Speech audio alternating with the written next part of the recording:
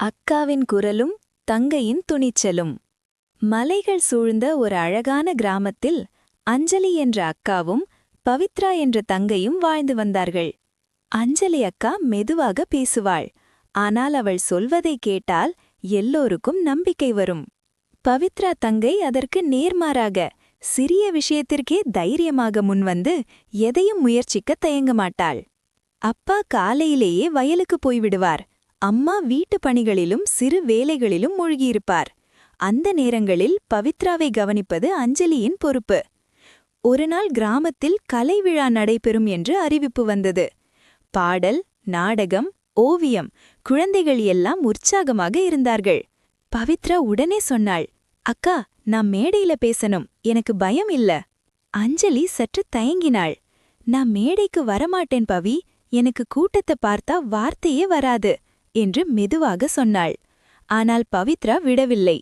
நீங்க பேசலன்னா நான் பேசவே மாட்டேன் என்று பிடிவாதம் பிடித்தாள்.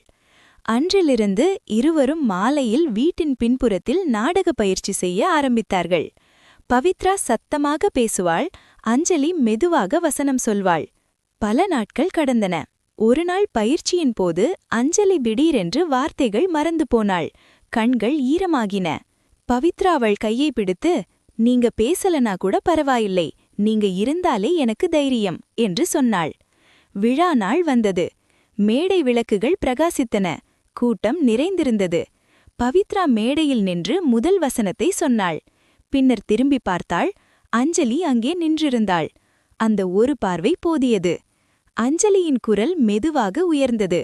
அந்த அமைதியான குரல் மேடையையே நிறைத்தது. நாடகம் முடிந்ததும் கைத்தட்டல்கள் நீண்ட நேரம் ஒலித்தன.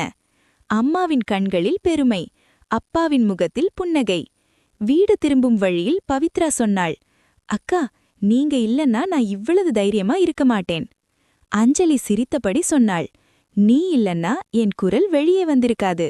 அன்றைய நாள் முதல் அவர்கள் புரிந்து கொண்டார்கள். அக்காவின் அமைதியும் தங்கையின் துணிச்சலும் அனைவருக்கும் பார்ப்பதற்கு சந்தோஷமாக இருந்தது. நீதி: ஒருவரின் பலம் மற்றவரின் குறையை நிறைவு செய்யும். அக்கா தங்கை பாசம் சேர்ந்தால் எதையும் வெல்லலாம். இந்த கதை உங்களுக்கு பிடித்திருந்தால் லைக் மற்றும் சப்ஸ்கிரைப் செய்து விடுங்கள். அப்பொழுதுதான் மேலும் இதுபோன்ற வீடியோ பார்க்க முடியும்.